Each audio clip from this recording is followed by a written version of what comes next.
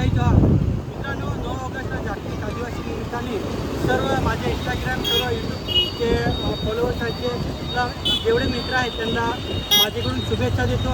आणि आता ठीक मी सागरनाका जवळ आहे आणि लवकरच सांस्कृतिक कार्यक्रम सुरू होणार आहे. आणि या ठिकाणी पालघर जिल्ह्याचे यूट्यूब कलाकार तसेच आपल्या आदिवासी समाजामध्ये जे काही नृत्य आहेत, धर्मनाथ आहे, गौरीनाथ आहे, वेगवेगळे पद्धतीचे नृत्य आहे ते या ठिकाणी दिवसाचा मुख्य उद्देश आहे. त्याचप्रमाणे पर्यावरणाविषयी बोलायचे झालं तर जल, जंगल आणि जमीन आतापर्यंत जो प्रत्येक डोंगराच्या कानाकोपऱ्यामध्ये राहणारा आदिवासी बांधव आहे, या बांधवांनी जल, जमीन, जंगल याचं संरक्षण केलेलंच आहे आणि ते टिकवलेलंच आहे.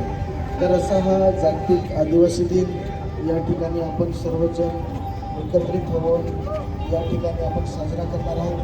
पुढील काळामध्ये आजच्या काळ युग बघितलं तर आदिवासी बांधवासमोर असणारे आव्हान जसं शिक्षणाचे प्रसार करणं, त्याप्रमाणे आधुनिक तंत्राचा वापर करून आपण बघत आहोत.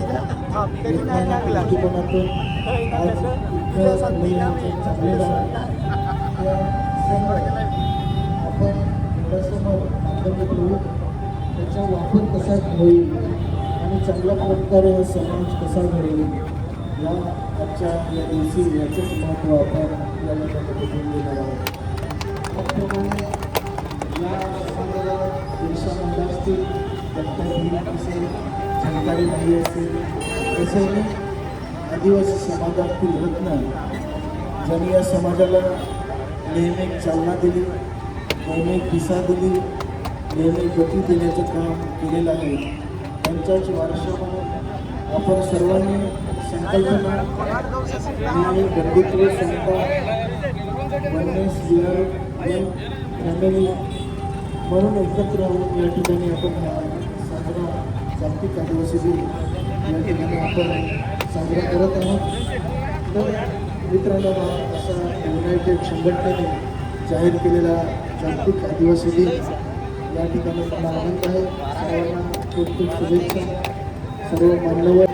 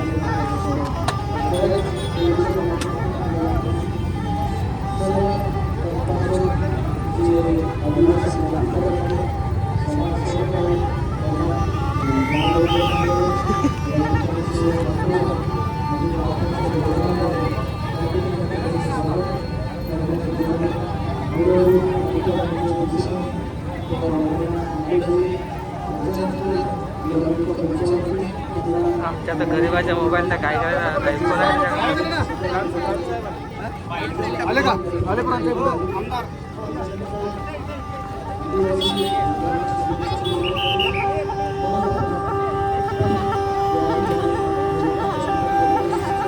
त्याच्यामध्ये येत होता, त्यासाठी मी इकडे पडला.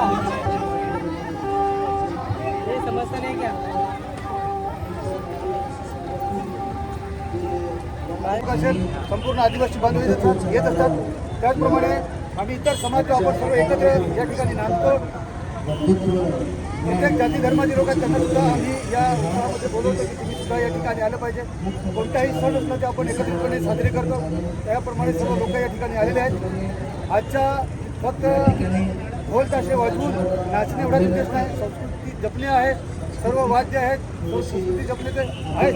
परंतु याच्यातून आम्ही हा सुद्धा संदेश देऊ इच्छितो की जल, जंगल आणि जमीन ही वाचवली पाहिजे. जर जंगल वाचलं नाही तर फक्त आदिवासी समाजच नाही तर या पृथ्वीवर कोणताही सजीव राहणार नाही. म्हणून जंगल वाचवणे फार महत्त्वाचं आहे. जंगल वाचवलं तरच या पर्यावरणाचं समतोल राहतो. आणि म्हणून हे सुद्धा आम्ही या ठिकाणी आज हा संदेश देणार आहोत.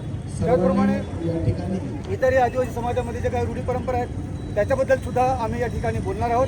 आणि खरं म्हणजे आज समाजामध्ये काही म्हणजे कमी वयामध्ये वगैरे लग्न वगैरे होतात, ते सुद्धा आम्ही आज या ठिकाणी सर्व आदिवासी बांधव आहेत त्यांना सुद्धा या माध्यमातून आज त्यांना आम्ही हा संदेश देणार आहोत. शैक्षणिक क्षेत्रामध्ये, इतर क्षेत्रामध्ये आदिवासी समाज त्यातले जे काही तरुण शिकणारे युवक आहेत, विद्यार्थी आहेत, हे पुढे गेले पाहिजेत. सर्व आमच्या महाविकास आघाडीचे नेते या ठिकाणी निर्भय शाह आहेत, आमच्या पक्षाचे दिशेने आपण बघत आहात की हळूहळू तारपाच्या गजऱ्यामध्ये या ठिकाणी त्यांना नाचत गाजत वाजत अशा पद्धतीने जागतिक आदिवासी दिन साजरा करण्यासाठी मुख्य मंच दिशेने त्यांना आमंत्रित करत आहोत.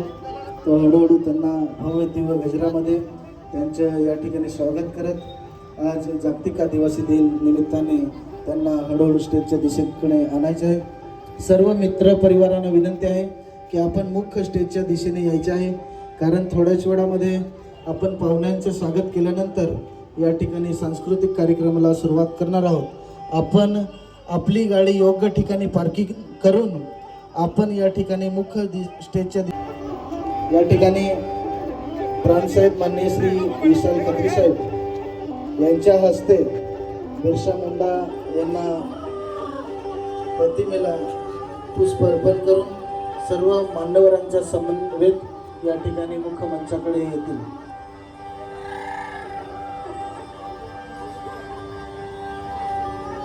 आदिवासी जय जवान.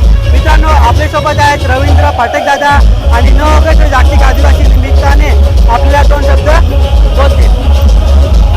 आज 9 ऑगस्ट जागतिक आदिवासी दिनाच्या शुभेच्छा. जय जोहार. पूर्ण देशाची जल, वायू, संपत्ती, जमीन ही सर्व आदिवासी बांधवांचीच आहे.